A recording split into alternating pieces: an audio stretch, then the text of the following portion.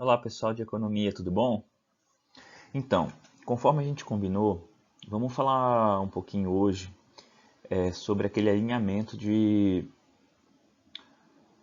conceitos, né, que a gente viu na aula passada, essa necessidade para a gente entender um pouco mais de economia brasileira, né, nessa perspectiva dentro das relações internacionais. Então a gente precisa entender alguns conceitos básicos, fazer um alinhamento para a gente poder seguir com a disciplina. Por isso eu espero que todos vejam esse vídeo aqui antes da nossa aula.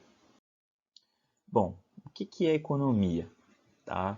Economia tem a ver com questões de necessidade humana. Né? O que é isso? Tem a ver o quê? Com o indivíduo, sociedade e o bem-estar das pessoas. Então a gente tem que pensar assim, olha, tanto a micro quanto a macroeconomia, elas vão falar de quê? De pessoas, da sociedade, do comportamento que vão ter os agentes econômicos, pode ser governo, pode ser empresa, pode ser, enfim, as famílias, tá? E que necessidades são essas, né? Tem a ver com alimentos, vestuário, alimentação, educação, lazer, né? Enfim, tudo aquilo que a gente possa consumir como sociedade, tá? E tem o dilema, tá? Sempre de produção e de consumo, tá? Então sempre vai haver o que vai ser produzido e o que vai ser consumido, tá? Então isso vai ter uma implicação, uma série de implicações lá na frente. Bom, a economia também, né? Ela estuda o quê? Formas como os indivíduos e a sociedade fazem escolhas e tomam decisões. Então não tem uma única forma de tomar a decisão, né? De acordo com como a gente já conhece, né? De acordo com os pensadores, né? De acordo com as escolas econômicas, as decisões são construídas de N formas diferentes, tá? Mas geralmente, tá? A gente espera que seja feita de forma racional, tá? Do ponto de vista econômico. Mas a gente sabe que existem também, por exemplo, o consumo emocional, tá? Então é uma questão para a gente debater também, né? Como é que a gente consome? Racionalmente ou emocionalmente? Tá? E vamos pensar assim, como é que a gente se comporta como sociedade também? A gente é racional ou a gente é mais emocional? E as demais sociedades, né, que a gente conhece? Elas são muito racionais, são mais emocionais, enfim, tá? Mas a questão central aqui de tudo é a área de estudo da economia, que ela vai falar do quê? Né? Estuda a maneira como, né, se administram recursos escassos. Acho que se a gente puder resumir aqui, né, economia tem a ver com essa questão aqui de recursos escassos, a gente não tem nada ilimitado, tá? Para a gente produzir o quê? Bens e serviços e distribuir dentro do consumo para a sociedade. Então, de que forma vai ser distribuído isso? Tá? A gente começou a falar, por exemplo, de formas de distribuição de recursos, por exemplo, sempre está tendo esse debate polarizado, né? Direita e esquerda. Então, são formas diferentes de distribuição de recursos. Porque a economia ela vai funcionar como um todo, uma economia capitalista ela funciona como um todo. Né? Eu posso ter mais Estado e menos Estado. O que significa mais Estado? Mais Estado ele vai tomar decisões de como vai ser distribuídos os recursos da economia que são escassos. Por exemplo, quando a gente exige uma escola pública, né? É a tomada de decisão, tá? Do Estado. Tá? Mas se a gente não quiser, você olha, não vai ter mais escola pública ou vai ter um número muito restrito de escola pública. Né? Ou, pera lá, será que isso está de acordo com a nossa sociedade? Também é uma forma também de se pensar. Tá? Então, quando a gente entende esse conceito aqui, que está na tela de vocês, né, de tomar decisão, a gente começa a entender de que forma é construído um pensamento, principalmente um pensamento econômico, mais conservador, mais liberal, enfim, tá? Não importa aqui nesse primeiro momento. Bom, a microeconomia, ela tem a ver com família, consumidor, empresas, tá? O mercado específico, tá? Por exemplo, o mercado de automóveis é um mercado específico, tá? Compra e venda de automóveis, não demanda e oferta de automóveis, tá? Então, vamos pegar aqui que as unidades econômicas são unidades individuais, tá? Então, eu vou pegando o vamos pegar assim, pequenas famílias, né? Ou grupos, enfim, tá? É uma questão muito específica, então é uma questão micro, tá bom? Já a macroeconomia, ela tem a ver com o sistema econômico global, como um todo, tá? Que é o produto total da economia, não apenas o setor automotivo, o setor industrial, o setor agrícola, tá? São todos esses juntos que vão compor a macroeconomia, tá? Questões de emprego não são empregos específicos, de áreas específicas, por exemplo, emprego na educação, emprego no sistema financeiro, por exemplo, tá? É o emprego como um todo. Questões de investimento na economia, que são investimentos produtivos, tá? Nível de consumo, nível geral de preços, por exemplo, quanto custam as coisas, tá? Isso aí tem a ver com macroeconomia, então vamos pegar o conceito aqui, né? Macroeconomia, ela vai estudar o que? Ela estuda o funcionamento da economia em seu conjunto, tá? Então aqui o propósito dela é o que? Obter uma visão, tá? Simplificada da economia, então eu vou olhar esses fatores e entender uma conjuntura como um todo, tá? Porque a economia é complexo de se entender. Por que é complexo? Porque tem muitos fatores, tá? E que permita conhecer o nível, né, sobre o nível atual da atividade econômica de determinado país ou de um conjunto de países. Tá? Quando a gente fala, por exemplo, economia das Américas, economia da América Latina, Europa, né, Japão, economia global, né, eu tenho que saber o que eu estou analisando isso aí. Né? É o produto, é o PIB dos países, é o PIB global, né, que é o produto interno bruto, que é aquilo que é produzido, né, dentro do país. Tá? Então isso tem a ver com macroeconomia. Provavelmente é uma área que a gente vai se debruçar mais, tá? Como internacionalistas, a gente se debruça muito mais em questões macro, tá? Do que em questões micro. Por exemplo, quem vai para a área de comércio, por exemplo, vai para questões micro, porque eu preciso saber a demanda de um produto, eu preciso saber vender um produto, eu preciso saber se naquele país especificamente há demanda daquele produto, naquela qualidade, enfim, tá? A gente pode até debater isso aí durante a aula. Bom, a economia tem um problema de escassez, tá? Então é a ciência dos recursos escassos. Ele é um problema fundamental da economia, a escassez, por quê? Se a gente for colocar as pessoas, elas têm necessidades ilimitadas, tá? Sempre elas vão querer mais alguma coisa. E os recursos eles são limitados. É só pensar assim, o teu salário, ou tua mesada, ou tua bolsa de estágio, enfim, tá? Ela tem um limite.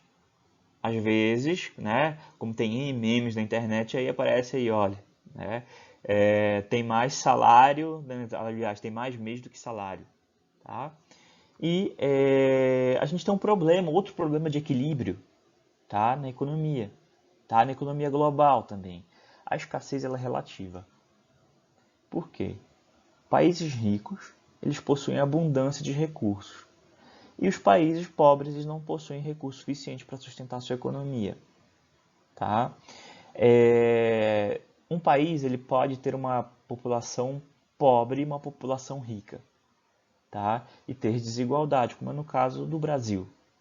Tá? O Brasil, em essência, ele é um país rico, vamos pensar assim. Né? Em termos de PIB, se a gente analisar friamente PIB, o Brasil, já há muitos anos, já está entre as 10 maiores economias do mundo. Tá? Ele oscila algumas posições, momentos de crise, enfim, recua um pouco, mas sempre entre as 10 maiores economias. Mas fica uma questão de reflexão. Será que nós somos ricos? Nós, população? Tá? Por que que não? Tá? Porque provavelmente tem outros fatores que contribuem para que esse recurso aí não chegue até todos. Tá? E aí são tentados, já vou dar um spoilerzinho, são tentados pacotes ou programas econômicos ou modelos econômicos para que esses recursos eles cheguem até todos, tá? Então, o nosso problema aqui não está em quantidade de recursos, mas está na qualidade da distribuição de recursos aqui no Brasil, tá? Mas será que tem países que não possuem recursos suficientes? A gente pode enumerar também, Sala, queria que vocês trouxessem isso aí, tá? E a escassez está ligada ao desejo ou necessidade dos indivíduos. Bom, então o que eu quero é diferente daquilo que eu preciso ali minimamente para sobreviver, tá? Saúde, educação, mobilidade, transporte, né? Enfim, questões estruturais, infraestruturais, emprego, renda, tá? Dentro aqui, muito mais dentro da microeconomia, mas dentro da economia como um todo, a gente tem os elementos básicos, né? Clássicos, tá? Que é a terra, trabalho, capital, também que tem a ver com questões também do autor, né? Pensar assim, existem outros fatores? Tem outros autores que colocam um quarto fator, que é o fator tecnologia, tá? Mas quando a gente fala de fatores de produção ou recursos da produção, é a quantidade de área que a gente tem, ou de recursos naturais, tá? Trabalho, pessoas, mão de obra, tá? E mão de obra qualificada, tá? Para o trabalho que a gente precisa fazer. E qual é o capital que a gente tem, tá? Bom, economia se baseia em custo de oportunidade. Vamos pensar um negócio assim. Se eu for pro cinema, tá? Como é que a gente faz para ir pro cinema? A gente compra um ingresso, tá? E depois que a gente vai ver o filme, não é isso? Tá? Então, eu não tenho como, se o filme for ruim, eu não tenho como pegar meu dinheiro de volta, tá? Então a gente chama de custo de oportunidade, tá? O que que eu abro mão? Por exemplo, eu abro mão de estudar, eu abro mão do meu lazer, eu abro mão de fazer alguma coisa, eu abro mão de estar com a minha família para assistir um filme no cinema. E eu paguei antes de saber se ele é bom, tá? E eu não tenho como, né, ter meu dinheiro de volta se o filme for ruim, tá? Também não tenho como pagar mais se o filme for bom, né? A não ser que eu compre mais ingressos, veja mais vezes, enfim, que queira fazer isso aí de fato, né? Mas pensar assim que eu abri mão em algum momento, tá? Para ter de alguma coisa, abrir mão de tempo, abrir mão de dinheiro para ter aquele filme, ok? Isso aí é o custo de oportunidade. Pensar assim, que no momento que vocês escolheram fazer o curso de Relações Internacionais, eu abri mão de fazer outros cursos, tá? Pelo menos no mesmo dia, no mesmo horário, tá? Então, eu tenho essa questão de custo de oportunidade, tá? Que vai nortear todas as nossas relações econômicas. O que é um mercado, né? Economia de um mercado onde se troca bens e serviços e fatores produtivos. Então, eu tenho configurações de fatores produtivos, tá? E de acordo com as características daquele país, ele produz alguma coisa, tá? E ele troca, tá? Com outro país, tá? Ele pode se especializar em coisas que os outros não produzem, ou ele pode se especializar para ter um custo mais barato do que os outros. Ele pode se especializar em ter maior volume possível, tá? O maior tecnologia possível. Enfim, é só a gente lembrar lá dos fatores de produção. Ele pode se especializar em fatores de produção conforme ali a sua necessidade, a sua configuração, na verdade, né? De produção, por exemplo, eu não posso criar área, né? Então, o Brasil, a característica dele é ser um agroexportador, porque ele tem muita terra, tá? Uma população relativamente pequena pelo potencial de produção agrícola que ele tem. Então o Brasil, como característica dele, ele vai ser agroexportador. Tá? Ele pode ser também, como um exportador de minerais, né, de minério, por exemplo, né, porque ele tem esse recurso minério. Tá? Mas se ele poderia beneficiar isso? Poderia, mas isso é uma questão aí para a gente debater em outras aulas. Então aqui é só para vocês terem uma ideia do que é fluxo monetário, fluxo de produtos, tá? Fatores produtivos e o fluxo monetário em relação, tá, ao pagamento dos fatores produtivos. Então dê uma olhadinha nessa tela que tem a ver com famílias e empresas, tá? Então a gente faz essa roda da economia que girar, tá? Bom, aí eu tenho uma pergunta, né? Olhando o slide anterior aqui, tá? O que que a gente, será que a gente precisa de dinheiro? Por que que a gente precisa de dinheiro? Tá? Bom, necessidade de troca de bem de consumo, pode ser, né? Pessoas que precisam trabalhar precisam de dinheiro, pessoas que podem trabalhar, elas querem dinheiro, tá? Por que que eu estou falando isso? Porque a gente vai falar lá na frente sobre emprego, tá? Sobre índice de desemprego, por exemplo, e como ele é calculado, tá? Mas vamos pensar assim, que se eu posso trabalhar, eu quero trabalhar, eu vou trabalhar, troco, tá? O meu trabalho por dinheiro, tá? E depois eu troco por bens de consumo, coisas que eu quero comprar. E eu posso abrir mão do consumo atual para consumir no futuro, tá?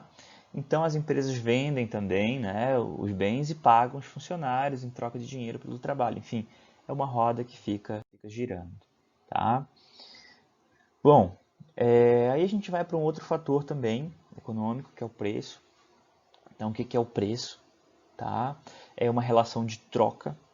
Então, o preço é uma quantificação de trabalho e recursos, tá? Que vão ser quantificados em um bem, por exemplo. Tá? Se eu tenho um salário mínimo, por exemplo, é o preço, o valor do salário mínimo. Com aquele valor eu posso comprar algumas coisas, limitado ali por volta de R$ 1.000. Tá?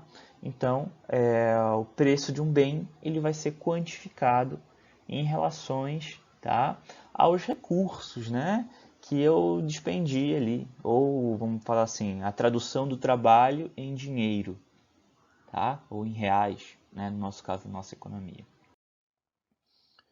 Então, vamos chegando, né, vamos avançando nossos conceitos aqui, tá? A demanda. O que é demanda? A gente ouve falar bastante de demanda.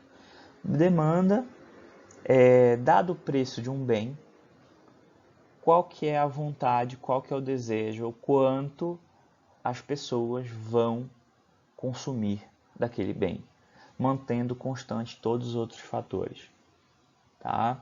Então, o que a gente chama aqui, ó, uma palavrinha importante na economia que é ceteris paribus, significa tudo mais constante, tá?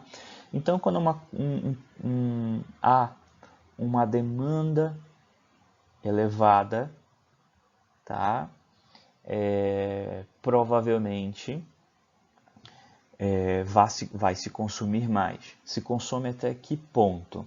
A um ponto que as pessoas que podem consumir, elas acham, tá, que aquele valor é justo. Seria o valor máximo ali do equilíbrio dado o preço. Tá? Então, se a gente aumenta o preço, menos pessoas vão ter chance de comprar. Se a gente diminui o preço, mais pessoas, né, terão oportunidade ali de compra. Tá? Então, essa aí é a questão de demanda. Já a questão de oferta, ela tem a ver o quê? Tá? Com o que é produzido dado o preço. Vamos pensar assim, ó, eu tenho um preço, tá? Vamos supor que eu vou vender café, por exemplo, né? Dado o valor da saca de café, eu me interesso sim de ofertar café, de produzir café, enfim, beneficiar café. E é o preço X de café, eu tenho o desejo de ofertar. Tá? Então, se aumentar o preço do café no mercado, eu tenho mais desejo de produzir mais café. Tá? Então, as questões de produtos agrícolas eles são muito baseados nos preços. Né? Então, se há, né, uma valorização do preço do produto agrícola, automaticamente haverá uma maior oferta, né, na próxima safra. Tá? Havendo um menor preço, menor oferta. Tá? E o equilíbrio de mercado, tá, é quando a gente vai juntar os dois conceitos, porque sozinho todo mundo quer sempre comprar mais barato, tá, como consumidor, e como ofertante, como vendedor, a gente sempre vai querer vender mais caro. Então a gente não tem uma noção de preço ali, né? Então quando a gente chega nesse ponto de equilíbrio, tá? O mercado ele vai estar num ponto onde a oferta e demanda elas vão ser, vamos pensar assim, elas vão encontrar um ponto de coincidência, um ponto de harmonia, tá? Esse ponto ele pode se deslocar conforme a mudança de preço, que a gente vai ver ainda na aula de hoje, tá? Pode ser por uma questão de oferta, uma questão de demanda, tá? Então, se aumentar muito a demanda e a oferta ela é fixa, tá? Com o passar do tempo, num curto período, a oferta é fixa, no curto prazo a oferta é fixa. Então, se eu aumento a demanda por um bem, o preço dele aumenta. Mas se eu aumento a oferta de um bem, automaticamente o preço dele cai. Por quê? Eu preciso que haja demanda. Porque senão, imaginei assim, eu tive uma super safra de milho, tá? E eu preciso baixar o preço do milho para todo mundo consumir mais milho. Porque senão, o milho vai lá, vai estragar e eu vou perder dinheiro. Tá? Então é melhor ganhar pouco do que não ganhar nada. Tá bom? E o que vai afetar a demanda, então? Tá? A demanda pode ser afetada por riqueza, então quanto mais riqueza, maior a demanda, menor riqueza, menor demanda. Renda, a mesma coisa, tá? Maior renda, maior demanda, tá? Preço de outros bens, por exemplo, vamos pensar assim, a gente escolhe sempre demanda de gasolina e álcool, tá? Então, de acordo com o preço da gasolina, eu escolho o álcool, de acordo com o preço do álcool, eu escolho a gasolina e por aí vai. Tá? Fatores climáticos, sazonalidade, por exemplo, nem tudo é produzido o ano todo, então existem produtos que são mais baratos na sua época, né? Pensar assim, vamos na feira, por exemplo, ou no verdurão, tem produtos que são mais baratos na época deles, né? Frutas, verduras, legumes, né? Mas, por exemplo, se der uma enchente ou um nevar, ou der um temporal, ou fizer muito calor, né? Pode ser que na época que deveria ser para baixar o produto, na época de sazonalidade daquele produto, ele pode vir a aumentar, né, o preço dele. Mas enfim, isso é uma outra questão de oferta. Propaganda também pode aumentar, né? Vamos pensar assim, o que é um fator que pode aumentar a demanda? Se chover, a gente aumenta a demanda por guarda-chuva, por exemplo, ou a demanda de ir em lugares fechados, tá? Se chover, por exemplo, e consumir pipoca no parque, talvez não vá funcionar, tá? Porque vai estar chovendo e eu não vou no parque, tá? Hábito, gosto, tá? A propaganda influencia bastante, como a gente vive, né, no mundo da propaganda. Expectativas em relação ao futuro, por exemplo, se eu pensar assim, eu vou ficar rico amanhã, hoje eu já começo a consumir mais, a demandar mais, tá? Facilidade de crédito, disponibilidade de crédito, né, taxa de juros, prazo, enfim, coisas que a gente vai ver lá na frente, tá? Oferta, né? Então, o que pode determinar a quantidade de oferta? O preço do bem, quanto maior o preço, maior a minha vontade de ofertar, tá? O preço dos insumos, se eles aumentarem, fica mais difícil ofertar, ou se eles baratearem, eu poderia ofertar mais. Então, alguns planos econômicos vão falar assim, olha, se eu baratear os fatores de produção, baratear a mão de obra, baratear custos com combustíveis, tá? Eu vou conseguir ofertar mais a um preço melhor, por exemplo, tá? Então isso é uma forma também da gente entender um pouco a economia, tá? Preço de outros bens, por exemplo, se bem substituto, se o bem substituto ele está caro, eu posso também ofertar mais caro. Se o preço está muito barato, eu vou ter que ofertar menos do produto para poder regular o preço, enfim, tá? A tecnologia, então, se eu faço um choque de inovação, ao invés de produzir, sei lá, tem uma fábrica ou uma tecnologia no campo onde eu consiga produzir, sei lá, 100 por hora, tá? Muda a tecnologia com os mesmos custos, eu consigo produzir 200 por hora. Então, né, aumentei ali em 100%, tá? A minha produção. Então, automaticamente eu tenho uma oferta maior. Tá? Fatores climáticos e ambientais, enfim, a gente já comentei anteriormente, mas eles também podem afetar a oferta, como uma geada, por exemplo, enfim, uma nevasca, né? Lugar que neva, enfim, tá? Então, toda vez que, tá, a gente tem, tá, uma configuração diferente nos fatores de produção, eu vou ter um deslocamento, tá, da oferta. Por exemplo, tá? Vamos pensar assim, né? Próximo, tá, de Goiânia a gente tem os hortifrutis, certo? Que são produzidos, né? Por exemplo, alface, né? Frutas super sensíveis, né? Por exemplo, perecíveis, né? Então a parte de hortaliças são produzidas todas próximas de Goiânia. Então para quem come salada, né? Essas coisas assim, sabe que isso tem que vir fresquinho todo dia. Então isso não vem de outro estado, outra cidade. Mas se o preço da terra aumentar ao redor de Goiânia, provavelmente, tá? Vai diminuir a oferta ali daquele produto fresquinho para a gente, tá? Porque vai inviabilizar a produção daquele produto. Então eu tenho que, né, olhar esses fatores de produção, por exemplo, que se cada vez a terra vai ficando mais cara, toda a produção ela vai ficando mais longe das grandes cidades, tá? Economia de grandes cidades também é um tema aí, de estudo, né, aprofundado. Mas eu só queria que vocês entendessem um pouquinho mais, tá? Então, se a mão de obra vai ficando mais cara, né, e ela não compensar na sua produção, automaticamente o preço das coisas é elevado. Então, se a gente pensar assim, poxa, no Brasil a gente tem baixíssima produtividade, por isso que tudo é caro, tá?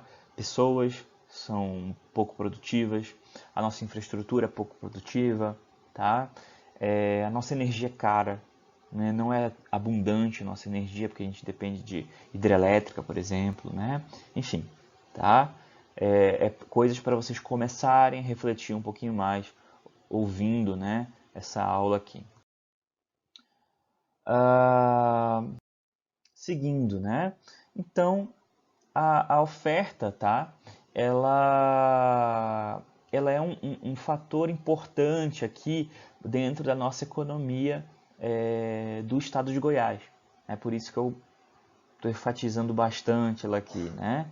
Então, de acordo com a oferta, tá? De determinados insumos, determinados bens, a gente pode também, né, ter um impacto no nosso lucro, tá? Não é apenas a questão da demanda ali que vai influenciar. Bom, então aqui é uma representação gráfica, tá? Da oferta e da demanda, tá? Dentro do aqui tem aqui, ó, o ponto de equilíbrio, tá? E aí a gente tem aqui, ó, quanto maior o preço, maior a quantidade, né? A gente tem aqui o que? A oferta, né? Vou tentar desenhar um Ozinho aqui, né? E quanto maior o preço, menor a quantidade, tá? Eu tenho aqui a questão, ó, da demanda, tá bom? Bom, feito esse alinhamento rápido aqui nesses 30 minutos, agora a gente tem que entender um pouquinho de inflação para a gente entender também sobre câmbio, sobre negócios, sobre economia, né? Não apenas de fatores cambiais, como eu coloquei aqui, mas como um todo. Tá? Então, a inflação é um problema da macroeconomia, tá? Mas na microeconomia também ela vai afetar. É o problema da economia como um todo. Tá? Como eu coloquei aqui, é um problema fundamental aqui da economia. Tá? E nos últimos 30 anos, até 40 anos, né? A gente teve graves problemas, né? Entre 35 anos atrás, tá? Principalmente a gente teve problemas, tá? Que vocês vão ver, a gente vai ver durante o semestre, tá? A gente enfrentou graves problemas de inflação, então a gente tem que entender o que é inflação em primeiro lugar, tá? Por que ela é tão poderosa assim? Por que se fala tanto de inflação, se fala de metas de inflação, tá? Então, primeira coisa, inflação ela pode o que? Alterar o preço da moeda, tá? E diminuir o poder de compra. Então é uma coisa ruim, tá? Então, se eu tenho muita inflação, eu tenho lá uma nota de 50 reais, tá? Hoje, daqui a uma semana eu não vou poder comprar a mesma coisa que eu comprei hoje, que eu compraria hoje. Por quê? O meu poder de compra ele diminuiu, tá? Então, vamos pensar assim que a inflação ela não é o aumento do preço de um item apenas, tá? Ela é o aumento contínuo e generalizado de todos os preços da economia. Tá? Então ele vai afetar nosso poder de compra. Não é se o preço da gasolina amanhã aumentar. Tá? Vão ser uma série de fatores que vão contribuir para o aumento da inflação. Tá? E a gente tem que entender também que mudanças na taxa de câmbio também podem gerar inflação, de alguma certa forma, conforme a configuração econômica. Tá? E a gente vai entender um pouco mais se eu entender essa questão de taxa de câmbio, eu vou entender também de política externa. Tá? Pensar assim, se o câmbio, né, ele influencia na inflação, é eu pensar assim, olha, se eu tenho uma economia muito aberta ou muito importadora, com as alterações cambiais, eu também posso ter alterações o quê? Na minha inflação. Tá? Os produtos podem ficar muito baratos, os produtos podem ficar muito caros, eu tenho esse descontrole. Será que a gente não teve uma série de fechamentos econômicos aí nas últimas décadas ou no século XX, tá? Que fizeram a gente trocar as importações, tá? Por produção interna? Talvez fosse para controlar aqui os fatores econômicos, mas é uma coisa para a gente pensar, coisas que vocês já escutaram, enfim, né? Mas vamos dar uma pesquisadazinha aí, eu coloco como desafio para vocês, né? O que tem a ver a inflação, tá, com a política externa brasileira, a formação econômica brasileira e as decisões tomadas pelos N governos brasileiros no século XX, tá? Vamos pensar sobre isso aí. Então, no ambiente inflacionário tem o quê? Incertezas quanto ao futuro. Por quê? Se eu não sei, tá? Eu não sei, por exemplo, como vai ser meu futuro, eu não consigo me programar o meu hoje, tá? Então vamos pensar assim. Vocês provavelmente vão ter férias em julho, né? E já devem estar programando a viagem de vocês de julho, para quem puder viajar, né? Por N motivos aí, tá? Mas, pessoal, se eu falar assim, olha, pode ser que você perca seu emprego no futuro. Pode ser que você vai chegar lá na praia em julho, tá? Vai estar tudo mais caro, tá? Pode ser que aquela aguinha de coco que você pagava R$5 vai custar 10, tá? Pode ser que, tá? Aquele hotel que você ia ficar de R$200 a diária, ele vai custar R$50 a diária e você tem que pagar hoje. Será que você vai fechar o pacote, tendo a perspectiva de baratear muito também? Tá? Enfim, tá bom? Então é uma questão de incerteza. O que o pessoal usa muito em questão de incerteza agora é questão de festa, questão de lote, né, de festa. Compre agora, né? Não deixe para comprar depois, porque você não sabe quando vai ser a virada de lote, estão acabando, enfim, você trabalha muito com a escassez, né?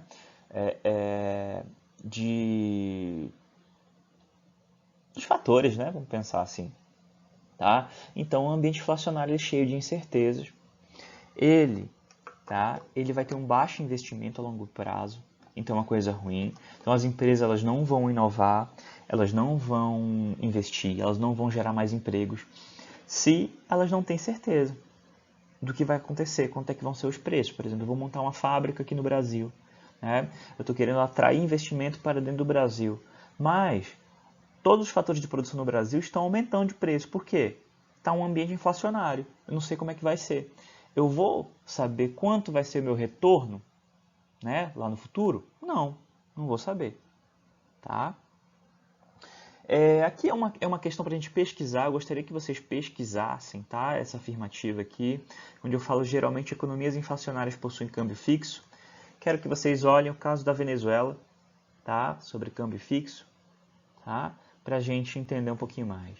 E é um ambiente aqui de grande instabilidade, não estou falando de Venezuela, estou falando de ambiente inflacionário, tá? A Venezuela vai ajudar a gente a entender o câmbio fixo. Então, eu comentei aqui com vocês, tá? Que a inflação é definida por um aumento, né, generalizado e contínuo dos preços, Já o contrário é a deflação, que é a baixa generalizada e contínua dos preços. Tá? E ressaltando sempre que, tá, um aumento de um preço de um bem não é a inflação. Então, foco nisso aqui, pessoal. Não tem inflação do tomate, por exemplo. Inflação da carne, tá? Então, lembra lá daquele ponto de equilíbrio que a gente tinha, né, nos slides passados? Então, olha ele aqui, tá? Eu tinha um ponto de equilíbrio X. E aí, tá? Aumentou o preço, tudo vai ter que se reestabilizar, tá? A demanda, ela retrai, tá?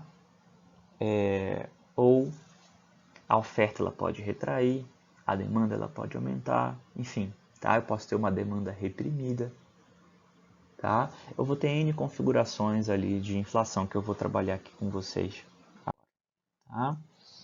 Então, quando eu tenho um aumento dos preços, eu tenho inflação, por exemplo, inflação em março, 10%. Por exemplo. Não foi em março, né? Esse último março aqui não foi. Não vai ser também 10%, tá? Mas os preços em média aumentaram 10% em março. Tá? Caso a taxa, né, ela mantenha-se constante, ela vai ficar a inflação em 10%. Tá? Porém, os preços não vão ser constantes. Por exemplo, se eu tenho uma inflação de 10% ao mês, significa que todos os meses vai ter uma inflação de tantos por cento. Aqui no nosso exemplo, de 10%. Mas os preços sempre vão aumentar em 10%, em média. Tá? Mas quando a gente tem uma mudança na taxa, então a inflação passa de 10% para 15%, para 20%, eu tenho uma aceleração inflacionária, ou seja, eu tenho um aumento da própria taxa de inflação. Tá? Um conceito ali de inflação. Então eu tenho aqui, ó, nesses pontos, eu tenho um aumento aqui, ó, né, aceleração inflacionária, tá? Eu tenho a inflação aqui, vou botar de verdinho aqui pra gente, nesse momento aqui a inflação, tá? Azulzinho aqui eu vou botar a deflação, tá? Quando eu tenho ali, né, uma diminuição de preços. E aqui no alerta eu vou colocar a hiperinflação, que é um problema, tá? Quero que vocês joguem no Google, tá? Vocês estão ouvindo aí, não sei se vocês estão vendo no computador, no celular, mas dá uma olhadinha aí numa outra tela ou nessa tela, joga hiperinflação Brasil anos 80. Vocês vão entender daquilo que eu estou falando, tá? Não vou conceituar agora, tragam isso para a aula. Bom, o que é inflação de demanda? Quando a gente tem um excesso de demanda, né? Então tem muita gente querendo um determinado bem e a produção é pequena. Então a gente tem uma demanda maior que a oferta, tá? E aí esse cenário aqui de demanda maior que a oferta faz com que a gente pressione muitos recursos, né? Pressione muitos fatores de produção, utilizando cada vez mais a nossa capacidade produtiva, levando ao ponto de pleno emprego, que eu vou explicar para vocês isso aqui, tá? Em sala, quando a gente for falar de governo Lula, pleno emprego, tá? Economia demandante, economia aquecida, economia crescendo, tá? Então lembrem disso aí, pleno emprego, tá? Governo Lula, mas é lá na frente, daqui a uns 2 meses a gente vai falar sobre ele, tá? Umas 5, 6 aulas mais ou menos isso. Tipos de inflação, né? Eu tenho ainda as causas, né? Eu posso ter a inflação dada a expansão monetária do governo. Então, quando o governo gasta muito, eu posso ter uma demanda elevada, tá? Então, eu tenho o gasto do governo elevado. Então, o déficit público, tá? Que você pode levar uma economia a déficit público, ou seja, o Estado gasta mais do que recolhe de imposto, tá? E de outras fontes de renda, como estatais, por exemplo, tá? Para poder, eu quero gerar um aquecimento da economia, porém, tá? Eu gero inflação como consequência disso, porque no curto prazo não consigo aumentar a oferta, tá? Uma outra coisa, tá? É que toda vez quando a gente vê o nosso saldo, nossa conta aumentar na questão de inflação, por exemplo, vamos pensar assim, Se eu recebo meu salário hoje, ele é R$ 1.000, tá? Mas eu tenho uma inflação de 10% ao mês, meu salário vai ser reajustado em 10% todo mês. Então, o meu salário de janeiro foi 1.000, o de fevereiro 1.100.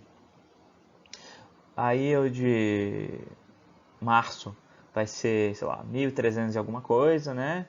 1.450, enfim, vai subindo o meu salário. Só que o meu poder de compra é o mesmo, é de R$ 1.000. Mas como eu vejo o saldo aumentar, eu quero gastar tudo. E aumenta a demanda ainda mais, tá? Então, a gente vai ver isso aí nos anos 80, muita questão disso aí dos anos 80, economia brasileira dos anos 80, que será nosso foco aqui principal após essa revisão de século XX, tá? Que a gente vai fazer na próxima aula, mas vamos ver essa questão aqui também de anos 80, tá? Esses reajustes e planos que reajustavam aí do dia para a noite, né? E, enfim, aí eu venho com uma pergunta para vocês, tá? Para vocês trazerem também para a próxima aula, né, na terça-feira. Daria certo um congelamento de preço para controlar a inflação? Se o preço está aumentando, aí chega um decreto, chega o presidente Sarney e fala assim, olha, vamos congelar preço, tá? Ou chega os presidentes clássicos da Argentina, né? A Argentina é muito boa de economia, eles conseguem quebrar deles assim, a cada 5, 10 anos eles quebram, né? Nos últimos anos, nas últimas décadas, né? É um país engraçado que ele era rico, está ficando pobre, tá? Então também é um caso para a gente estudar. E eles gostam muito de fazer congelamento de preço. Nossa, nunca vi. Mas será que dá certo esse negócio? Dei um cliquezinho, quem dá um pausezinho aí vai ver aí alguma dicasinha, tá? Já a gente saindo da inflação de demanda, a gente tem uma inflação de custo, uma inflação de oferta, tá? Que aí tem a ver com o aumento do custo das empresas, custo de matéria-prima, quebra de safra, desvalorização cambial, ou seja, aumento do preço de matérias-primas importadas, por isso que é importante a gente saber, tá? Se eu pensar numa política de importação, de exportação, integração, de cooperação, tá? Tenho que saber que tipo de produto eu vou comprar, qual vai ser o impacto nisso aí, tá? Na inflação, por exemplo, tá? Aumento salarial sem aumento de produtividade, então quando eu tenho sindicatos muito fortes que pedem aumento de salário, né? A gente tem um Brasil dos anos 90, anos 80, muito forte com os sindicatos, né? Depois a gente tem esse enfraquecimento dos sindicatos, mas por que houve esse enfraquecimento de sindicatos? Tá? Tem a ver com inflação, por exemplo? Hoje em dia tem? No passado teve? Vamos refletir um pouquinho sobre isso aí, tá? E aí, taxa de juros a gente vai falar mais lá adiante, não vou me deter agora que precisa de um estudo específico para a gente falar, tá? E aqui eu tenho um casozinho, depois vocês dão um pause na tela, dei uma leitura, tá? Mas é o caso como a gente está vivendo hoje na Venezuela, tá? Que o dinheiro tá, a Venezuela vivendo também em hiperinflação, o dinheiro não vale nada, tá? A gente está vendo aí na tela aqui, né? Que 100 bilhões, né? De dólares do Zimbábue aqui, né? Aqui compram 3 ovos, tá? Depois você estuda o caso do Zimbábue, o caso do Zimbábue é clássico de livro. Depois teve uma economia dolarizada. Depois a gente tira a dúvida, né, sobre o que é uma economia dolarizada. E a gente também tem inflação estrutural, é uma corrente de pensamento na América Latina, tá? Países que tiveram sua revolução industrial tardia, como a nossa, né, que ela vai acontecer em que década, pessoal? A revolução industrial acontece no século XIX na Inglaterra, tá? E ela chega 100 anos depois aqui no Brasil, tá bom? Década de 50, tá? Estudem isso aí que eu sei que vocês sabem, a gente vai revisar isso aí na próxima aula, tá? A agricultura não acompanha, tá, o desenvolvimento industrial, então a gente gera gargalos de produção, ou seja, a indústria ela necessita de mais insumos e não consegue, tem escassez ali, né, de insumos, tá? A gente pode dizer que também a inflação estrutural tem a ver com a infraestrutura, tá, de um país. Por exemplo, a indústria cresceu, a necessidade de indústria cresceu, trouxe um monte de empresa para o Brasil, mas não tinha estrada, não tinha porto, não tem nada e não foi fazendo investimentos, né? O Brasil ele já não investe em infraestrutura já tem alguns bons anos, tá? Choques massivos de infraestrutura, tá bom? Então, o que é um ponto de estrangulamento? É uma oferta de um determinado bem, ela não pode ser ampliada no curto prazo. Então, tem uma limitação de produção e elevação de preço, aumento de custo. Tá? Como é que eu propago esse tipo de inflação? Política protecionista do governo para estimular a indústria, onde ele vai repassar para quem? Para o consumidor. Vocês estão lembrando de alguma coisa aí que vocês estudaram? Estão lembrando de um país aí? Tá? Vamos pegar o Brasil aí, tá? Para estudar. Indo já para a reta final da nossa aula, consequências da inflação. Tá? Ela vai distorcer a alocação de recursos. Então, toda vez que aumentar o preço de um item, não necessariamente está aumentando a demanda por um item. Tá? Então, por exemplo, o preço da gasolina aumenta, está aumentando a demanda por gasolina? Ou a gente consome cada vez menos gasolina e o preço aumenta? Tá? Então, será que não são outros fatores? O que gera o preço dos combustíveis gerar inflação no Brasil como um todo, né? Dado a nossa logística, necessidade logística aí, né? De combustíveis fósseis. E aí? Tá?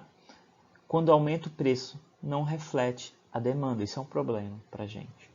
Porque a gente começa a perder noção de valores. Tem gente que acha tudo é barato, né? Ou tudo caro. Eu não sei o hoje ou amanhã, né? Então eu quero, na aula que vem, também trabalhar alguns exemplos disso com vocês, tá?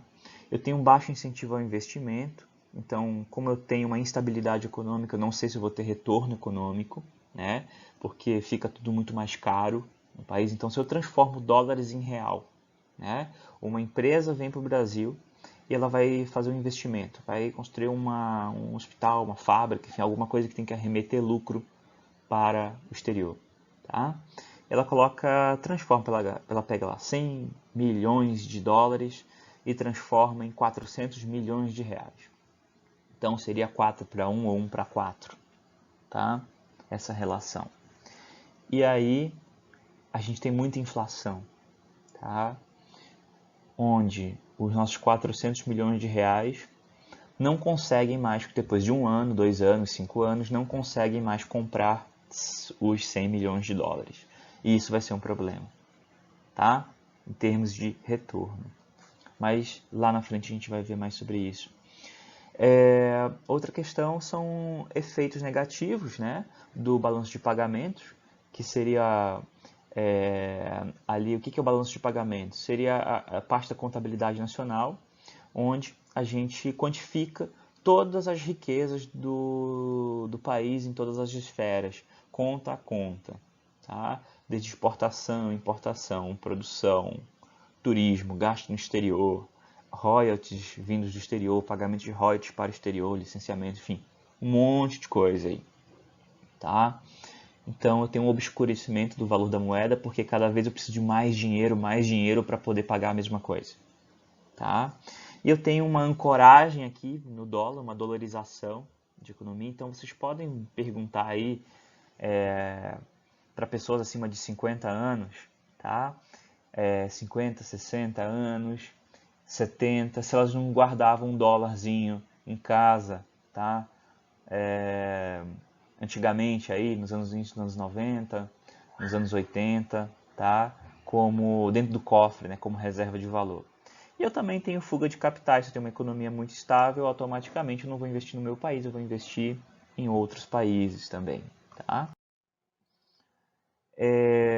Tenho como consequência também distorção na distribuição de renda, os ricos cada vez mais ricos, os pobres cada vez mais pobres. Tá? Os preços vão subir, mas não de forma homogênea e ao mesmo tempo, então eu perco uma noção. Tá? Eu tenho um problema no crédito, onde o maior tempo para recebimento, maior será o meu prejuízo, então eu tenho um problema no sistema de crédito. E eu tenho um aumento dos custos de transação, porque eu vou pesquisar cada vez mais, eu não vou conseguir elaborar contratos, tá? Eu vou ter uma remarcação de preço constante. E aqui eu tenho um deverzinho de casa para vocês. Eu tenho aqui o Brasil dos anos 80, começando em 1980, tá? Bem aqui, tá? E eu tenho uma inflação aqui ao mês, tá, pessoal? Isso aqui é ao mês. Tem lá 5, dá um piquezinho de 10, 5, 5, 6, 4, 3, vai subindo de 10, 11, depois eu tenho uma queda aqui, ó, pá, cai em 86. Depois ela volta, acelerou. Depois ela, pá, cai de novo em 87. Acelera de novo pra caramba, muito mais, tá? Entre 88 e 89 aqui, cai pra caramba, depois, pá, sobe de novo. Depois ela tem uma queda brusca e sobe, cai de novo, 1990, 91, sobe pra caramba aqui de novo, depois ela cai e não volta mais, tá? O que aconteceu?